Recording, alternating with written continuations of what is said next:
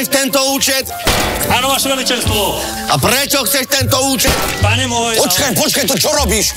Ty máš byť rytier, nie? A ja už som rytier bol? Tak som si myslel, že... No myslel. A vymyslel si čo? Počkaj. Ale keď ja nie som rytier, ani ty nie si rytier, tak kto chce potom ten účet? Ani, ale veď to je úplne všetko jedno, lebo každý chce účet od 365 s nekonečnými výhodami pre dnešných ľudí. Tak poďte sa s nami pozrieť na naše nové reklamné spoty. Takže chceme tento účet! Tak určite. A prečo chceme tento účet? Lebo keď spoluhráčom zaplatíš obed, tak si môžeš v mobile vyžiadať peniaze od neho, aj od neho! To je gól! Tigi-tagi! Hej! Tento účet každý chce. 365 banka.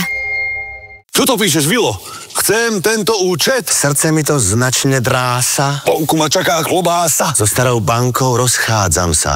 Ako sa cez to preniesť? Keď si účet prenesieš sem, všetko spojené s účtom vybavuje za teba. Každý chce tento účet. 365 banka. Hele, nazdar, ahoj, čúseko. Taký chceš to na ten účet? Áno, chcem tento účet, lebo v 365 GoPass mám zľavu v Tatrách a lanovku aj na bufety. Cože? To ja sa vymiluji. Ale podívej, bufáč mám svůj. Jo. A odkud chceš? No jo, každý chce tenhle účet. 365 banka.